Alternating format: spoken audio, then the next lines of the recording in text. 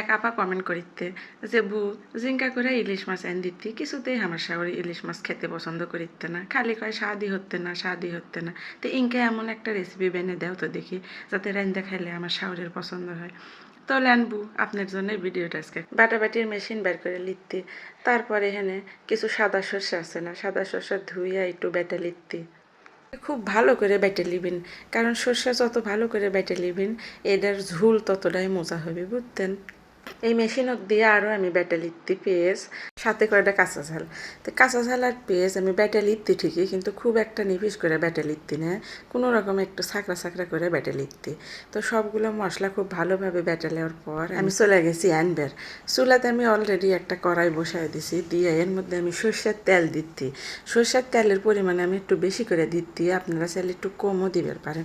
আমার কাছে আবার একেবারে ইলিশ মাছের এই সর্ষে বাটার উপর দিয়ে তেল উঠে আসলে বেশি ভালো লাগে। তারপরে এই তেলের মধ্যে আমি একটু না কালো জিরা ফোড়ন দিচ্ছি, আরও দিচ্ছি একটা বড় দেখে একখান পেস্ট কুচি করে। এই পেস্টটা একটু লাল লাল করে ভাজা হয়ে গেলে এর মধ্যে একটা লিচুনো সেই মশলাগুলো দিচ্ছি। একে মশলা দিয়ে খুব ভালো করে একে কষে কষে কষে কষে আমি একে খুব ভালো করে তেল তুলে কষে লিছি।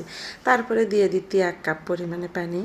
এরপর এর মধ্যে আমি মশলাগুলো দিয়ে দিচ্ছি হলদির গুঁড়ে, ধনের গুঁড়ে, ঝালের গুঁড়ে, এগুলো সব দিয়ে একে ভালো করে লেড়ে সেড়ে কষে লিখতি। এর মধ্যে আমি বাটা মশলার মধ্যে দিয়ে দিচ্ছি একটা জিরার গুঁড়ে।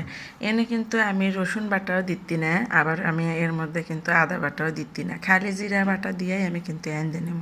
তো সবগুলো মশলা দিয়ে খুব ভালো করে একেবারে কষে কষে যখন দেখ মনে যে একেবারে উপর দিয়ে তেল উঠিতে, ঠিক সেই সময় আমি একেবারে এর মধ্যে একটু অল্প করে পানি দিয়ে দিচ্ছি, যাতে মশলাগুলো কোনো না যায়। তারপরে এর মধ্যে আমি ইলিশ মাছগুলো একে একে দিয়ে দেবো। ইলিশ মাছটা আগে থেকে কাটিছি, ধুয়ে লিছি, তারপরে দেখেন ইলিশ মাছগুলো এর মধ্যে আমি দিয়ে দিচ্ছি। অবশ্যই কিন্তু একটু সাবধানে দিয়ে দিচ্ছি, যাতে মাছগুলো ভেঙে না যায়। মাছগুলো দেওয়ার পরে 2-3 মিনিট একটু এন্দে লিখতি, তারপরে খুবই সাবধানে আমি পোল্টে দিচ্ছি, ইনকে করে পোল্টে দিচ্ছি। তারপরে আমি ভালো করে পোল্টে দেওয়ার পরে দেখেন দেখে কালার কি সুন্দর হতে, আমার তো মনে হয় খেতেও সেই ভালো। চানা না একটু কষে লিখতি, তারপরে আমি দিয়ে দেবো এর মধ্যে পানি। তো এখানে আমি প্রায় 2 কাপের মতো পানি দিচ্ছি। যা আপনারা চাইলে যদি একটু বেশি ঝুল খেতে চান তাহলে একটু বেশি করে পানি দিবেন, আর যদি একটু কম করে ঝুল খেতে চান তাহলে কম করে পানি দিয়ে আস্তে জালে কিন্তু আনবেন। আমিও আস্তে জালে করে আনতে লিখতি। আমি 2 কাপ পরিমাণে পানি দিচ্ছি, কারণ আমি একটু হালকা ঝুল ঝুলে দেখাবো। আমার কাছে একেবারে শুকনা তাই একবারে খেতে ভালো লাগে না। তো এরপর আমি এর মধ্যে সামান্য একটু পরিমাণে চিনি দিয়ে দিচ্ছি।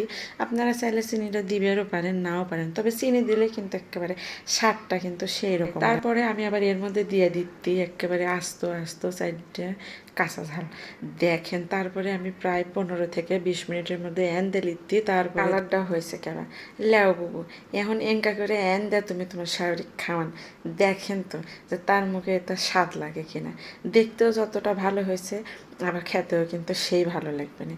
তো আমি যে এত কষ্ট করে এন দিচ্ছি, আপনারা যদি দেখে ভিডিওটা ভালো লাগে লাইক দিবেন, পাশে থাকবেন, কমেন্ট করে জানাবেন যে এঙ্কা করে আন্দা কার কার ভালো লেগেছে, আর আপনারা কে কে এঙ্কা করে আনবার চাচ্ছেন তাহলে অবশ্যই আমাকে জানাবেন।